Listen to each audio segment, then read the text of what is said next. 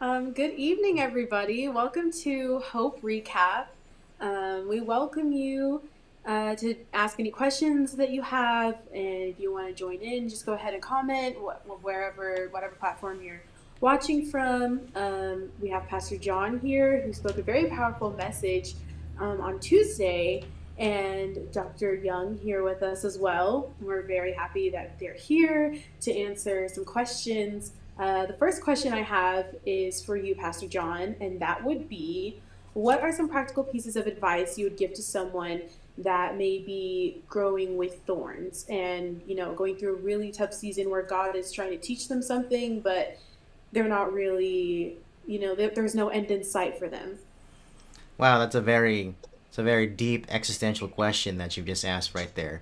Um, I think that at least from what we shared in the message that I gave is that God is only going to allow a certain amount of time for people to go through whatever season they're going through. I'm not saying that God is causing it, God is allowing it. And that may not cause necessarily someone to be like, oh, wow, yippee, like my season seems to be longer than others. But when you look at nature, some winters are longer than other winters, some summers, some springs are longer than others, but it's only for a time. And I think what is very helpful for anyone, as for me at least, knowing that not just these seasons are going to be temporary, but God is going to be with me in those seasons.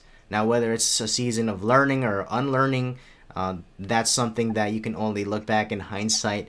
But in those moments where it's only difficult for you to see beyond, your situation, just look at, God and say, you know what, I don't know what's going on. I don't know what you're doing, but I'm going to trust you through it. And that, I think, maybe some piece of advice to help someone going through that.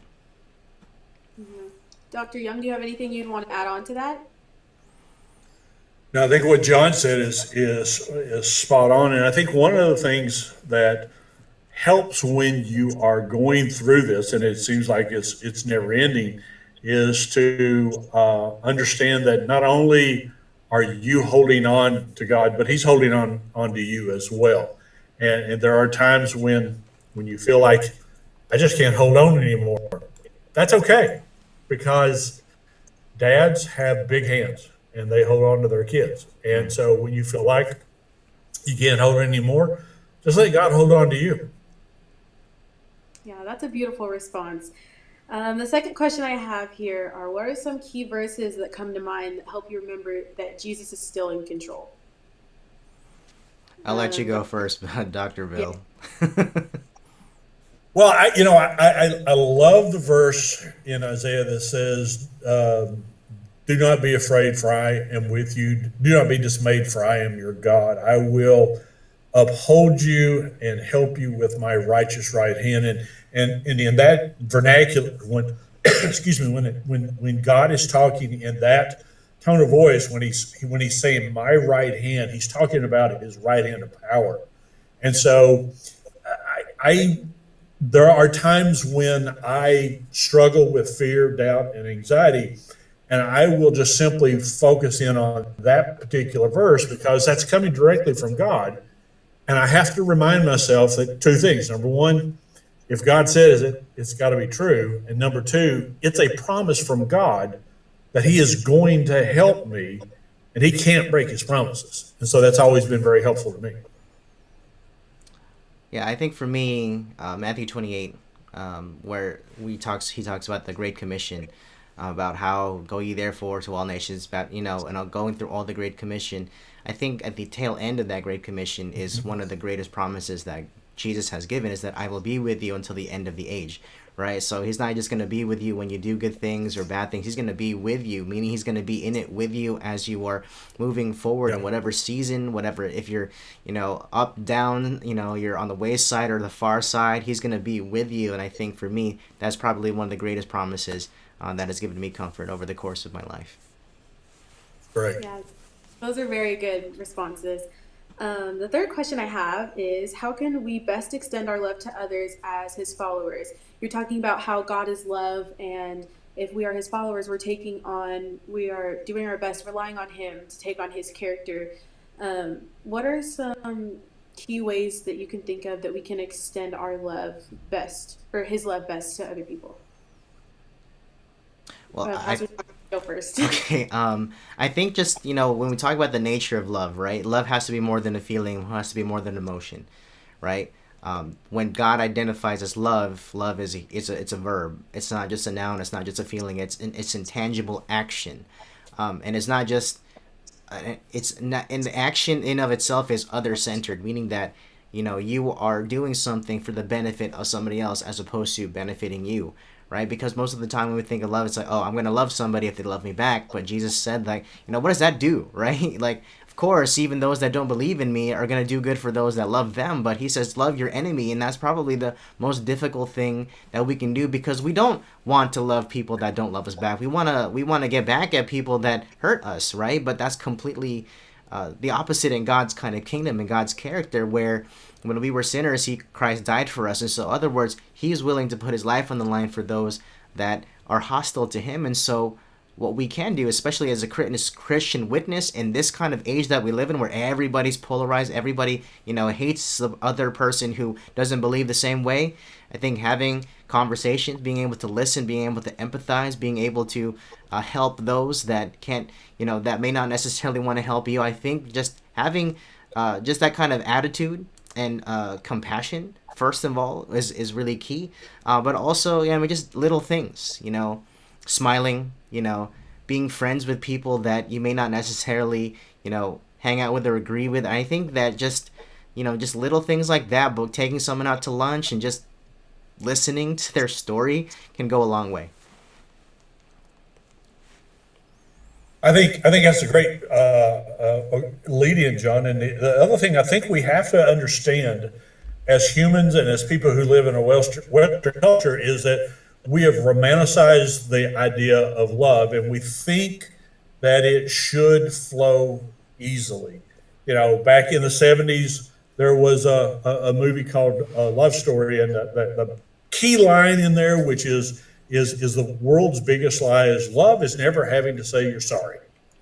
And love is always having to say you're sorry when you are. The other thing I think we have to remember about love is love can be hard work.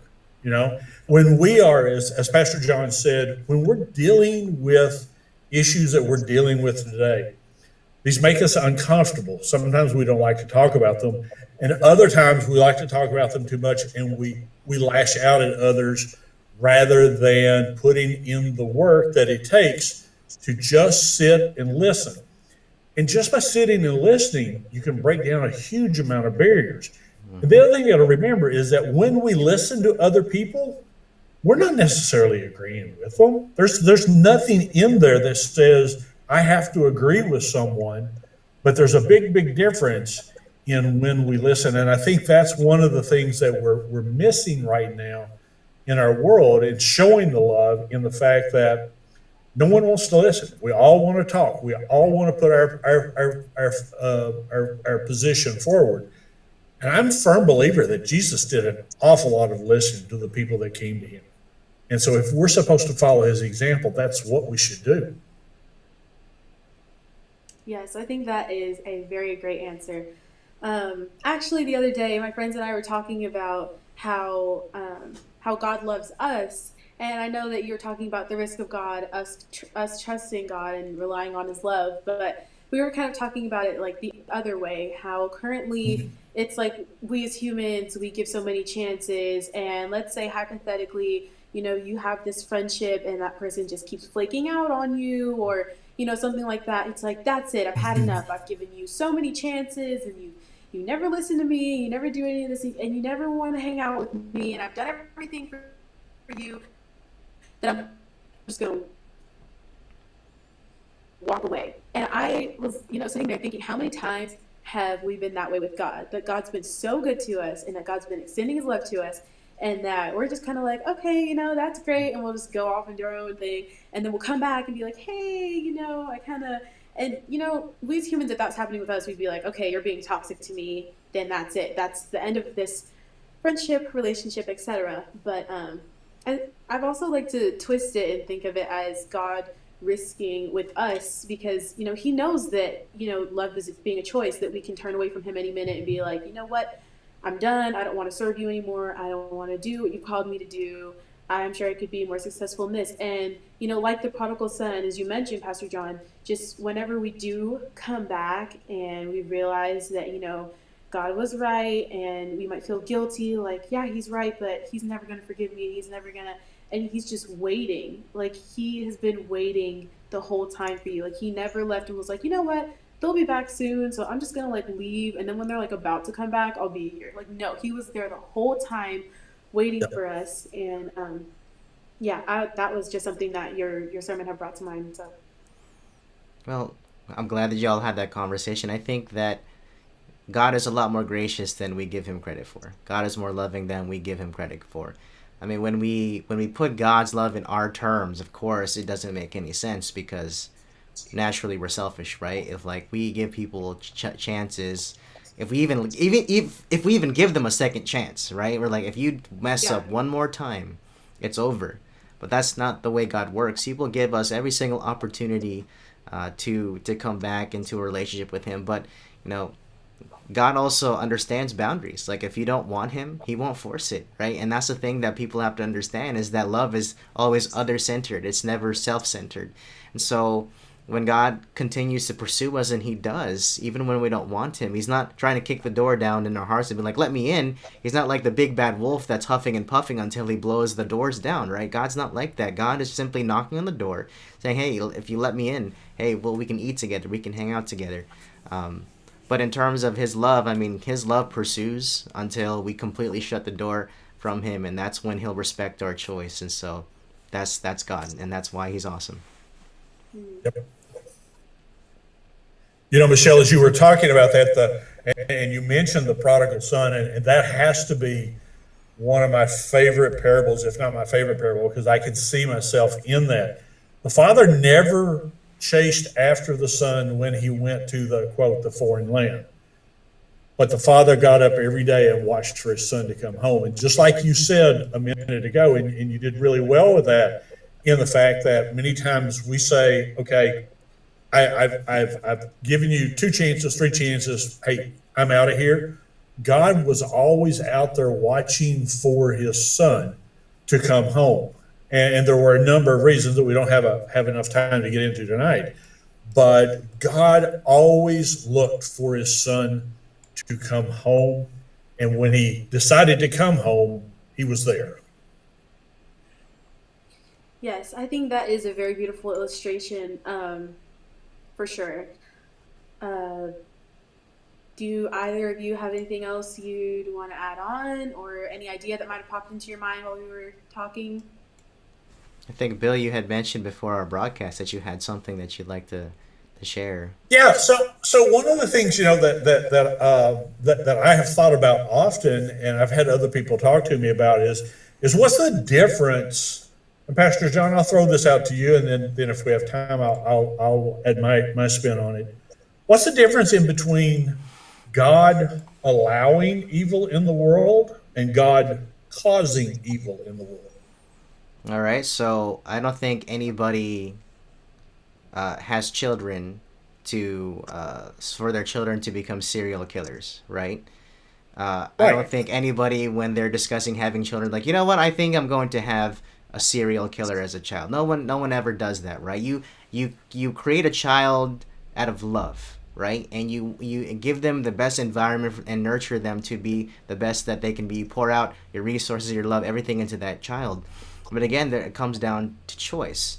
When they have the child, every parent knows this, you can give them the best education, you give them the best circumstances to grow up, best neighborhood, all those things, but in the end of the day, they're the ones that have to choose which path to take. Now, that path, unfortunately, may turn into being a serial killer. Now, are you responsible that your child became a serial killer? I don't think so. What you've done is you've had a child and you've created the possibility for that to happen, but that doesn't necessarily mean that you caused them to become a serial killer. Your intention was to create a child, raise them in a way that they'll go another direction besides being a serial killer, but ultimately you can't fault God for that serial killer. You can't fault the parent, of course, unless they're abusive and all those other things. But let's assume that they're good parents and they do everything they can for that child. Then you can't blame the parents for that, because that child that eventually grows to make their own decisions, they're ultimately the ones responsible for that choice to become a serial killer. So I don't know if that metaphor helps, but that's how I look at it. You have children, again, you create the possibility of a serial killer, but you're not the cause of that. That's excellent. I really like that, in the fact that, this ties in really well with what you said in the opening presentation about the importance of free choice. So thanks. Thank you.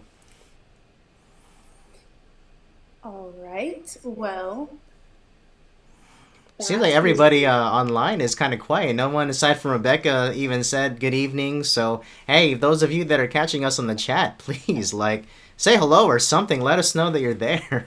So, yeah, feel free to interact. If you have any questions or anything that you'd want us to answer here live, then we can absolutely do that. Absolutely. This is going to be a conversation amongst all of us, from distances away. This is going to be much more valuable if we discuss. Well, thank you, Mary, for the praise. It's awesome. Yes. But it's maybe just the first episode jitters or something. I'm pretty sure that they'll have some more other things to say next time, I guess. I think you're right. I think you're exactly right, Pastor John. Mm-hmm.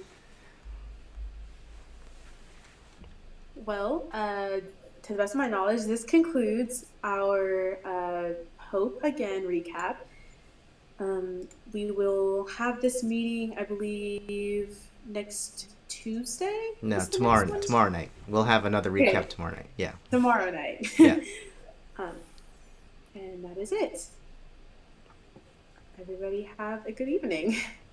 Okay. Thanks, Take care, everybody. everyone. We'll see you at 7:30 for our next presentation.